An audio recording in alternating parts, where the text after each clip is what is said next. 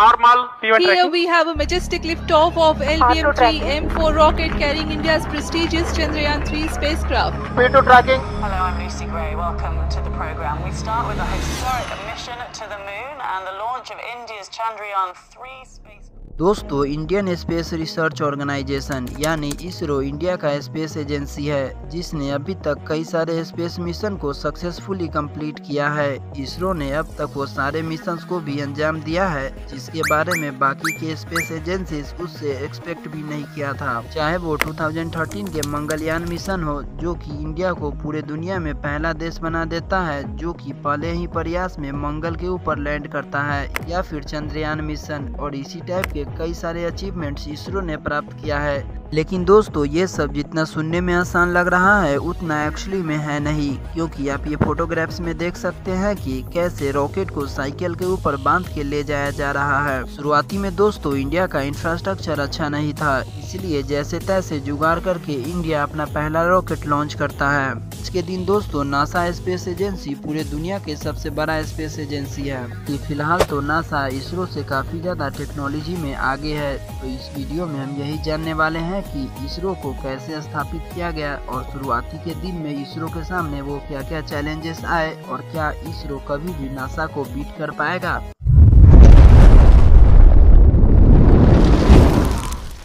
तो दोस्तों एकदम बेसिक से शुरुआत करते हैं। तो साल 1950 तक वर्ल्ड वॉर 2 खत्म हो जाती है और उसके बाद पूरे दुनिया में सिर्फ 2 सुपर पावर देश उभर के सामने आता है, यूएसए और सोवियत यूनियन। और फिर जाके इन दोनों सुपर पावर देश के बीच कोल्ड वॉर की शुरुआत होती है। पॉइंट ऑफ टाइम तक दोस्तों इन दोनों सुपर पावर देश के बीच में स्पेस को लेकर काफी भारी कंपटीशन छिड़ जाता है। ये दोनों देश एक दूसरे से कम्पीट करने लगते हैं कि कौन सा देश सबसे पहले जाएगा। ये दोनों देश अपने अपने स्पेस एजेंसी के ऊपर ढेरों सारा पैसा स्पेंड करता है। इन देशों में रिसर्च एंड इनोवेशन में काफी ज्यादा बढ़ावा मिलता है। यही कारण है कि दोस्तों आज नासा पूरे दुनिया के सबसे बड़ा स्पेस एजेंसी है। खैर 1947 में इंडिया के आज़ादी के बाद इंडिया में कुछ स्पेस साइंस से रिलेटेड एक्सपेरिमेंट्स होने लगे थे। 1950 से लेके 1960s के बीच में डिपार्टमेंट ऑफ एटॉमिक एनर्जी ने कुछ रिसर्च इंस्टीट्यूट भी सेटअप कराए। खैर फिर फाइनली जाके Indian scientist doctor Vikram Sarabhai उस टाइम के प्राइम मिनिस्टर जवाहरलाल नेहरू को कन्विंस कर लेते हैं कि इंडिया के पास भी उसका खुद का एक स्पेस एजेंसी हो।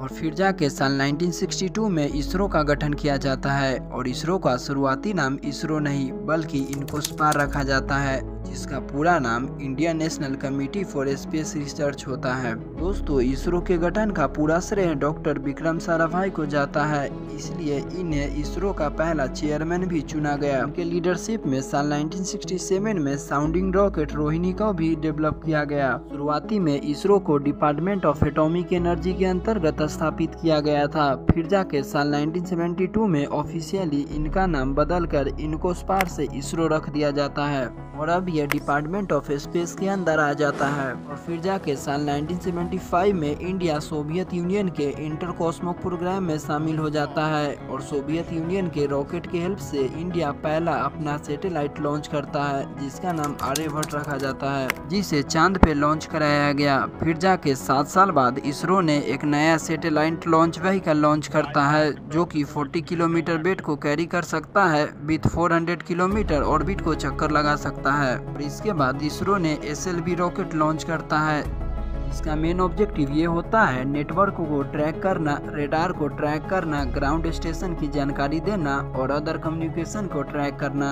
जाके साल 1979 में SLV का पहला रॉकेट लॉन्च किया जाता है बट अनफॉर्चुनेटली ये मिशन अनसक्सेसफुल रहता है। और फिर जाके अगले ही साल SLV के एक और रॉकेट को लॉन्च किया जाता है और इस बार इसमें रोहिणी सीरीज के 1 सैटेलाइट को लॉन्च किया जाता है। दोस्तों इसरो के ये मिशन सक्सेसफुली लॉन्च होने के बाद इंडिया दुनिया के 7वां वो देश बन जाता है जो कि अर्थ के ऑर्बिट में सक्सेसफुली सैटेलाइट को भेजता है। इससे पहले इन देशों ने अपना सैटेलाइट ऑर्बिट के बाहर भेजा था। इस समय तक दोस्तों इसरो इतना कैपेबल बन जाता है कि अपना सैटेलाइट खुद से लॉन्च कर सकता है। और साल 1990s पहुंचने से पहले इसरो PSLV जैसे सुपर पावर रॉकेट को डेवलप करता है, जो कि इंडिया के स्पेस प्रोग्राम में काफी बार बूस्ट लाता है। हालांकि दोस्तों PSLV का पहला फ्लाइट फेल हो जाता है, लेकिन PSLV ने अभी तक 50 से भी ज्यादा सक्सेसफुली फ्लाइट को टेस्ट किया है। तो दोस्तों अगर वही हम इसरो के गोल्स एंड ऑब्जेक्टिव के बारे में जानते हैं तो हमें ये पता चलता है कि इसरो को इसलिए डेवलप किया गया था कि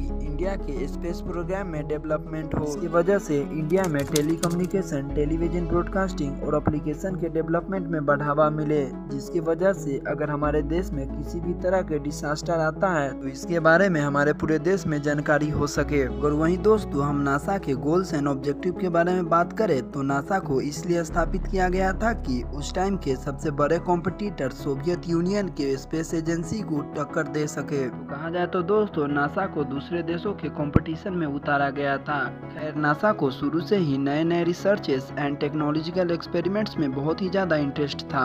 तो दोस्तों अब हम टॉपिक पे वापस आते हैं। तो साल 2008 में इसरो चंद्रयान 1 मिशन लॉन्च करता है, जो कि सक्सेसफुली चांद के ऊपर लैंड कर जाता है। इस मिशन से ये पता चलता है कि एक्चुअली में चांद के ऊपर पानी के नमी पाए गए हैं। चंद्रयान 1 मिशन कंप्लीट होने के बाद पूरे दुनिया के स्पेस एजेंसी यह मान लेता है कि इसरो भी अब कुछ करके दिखा सकता है। और इसके बाद इसरो एक और बड़ा मिशन लॉन्च करता है। साल 2013 में इसरो मार्स ऑर्बिट मिशन यानी मंगलयान को लॉन्च करता है, जो कि सक्सेसफुली फर्स्ट अटेम्प्ट में मार्स के ऊपर लैंड कर जाता है। और इंडिया पूरे दुनिया के पहला वह देश बन जाता है जो कि फर्स्ट अटेम्प्ट में ही मार्स के ऊपर पहुंच गया हो।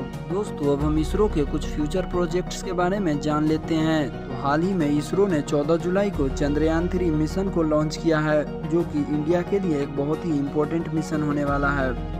Lift off normal. Here we have a majestic liftoff of LVM-3 M4 rocket carrying India's prestigious Chandrayaan 3 spacecraft. इसके अलावा गगनयान मिशन, जो कि एक्सपेक्ट किया जा रहा है इसी साल अगस्त में लॉन्च किया जाएगा, जिसका ऑब्जेक्टिव ह्यूमन को स्पेस में भेजना है। दोस्तों इसका बजट 9,000 करोड़ रुपए से भी ज्यादा का रखा गया है। दोस्तों गगनयान मिशन को 2 फेज में कंप्लीट किया जाएगा। फेज 1 में कोई भी इंसान स्पेस में नहीं जाएगा, बल्कि ये सेफ्टी टेस्ट के लिए है। और गगनयान मिशन के दूसरा फेज 2024 में स्पेस में जाएगा, जिसमें ह्यूमन होगा। इसके अलावा दोस्तों आदित्य L1, जो कि इसरो के एक और इम्पोर्टेंट मिशन होने वाला है। इस मिशन को सन के स्टडी करने के लिए भेजा जाएगा और ये भी एक्सपेक्ट किया जा रहा है कि यह मिशन 2023 में ही लॉन्च किया जा सकता है। और इसके अलावा दोस्तों 2024 में शुक्रयान मिशन और मंगलयान 2 मिशन को भी लॉन्च किया जाएगा। और इसके अलावा आप स्क्रीन के ऊपर देख सकते हैं कुछ और मिशन जो कि इसरो के द्वारा प्लान किए गए हैं। आई होप दोस्तों आपको ये वीडियो इन्फॉर्मेटिव लगी होगी।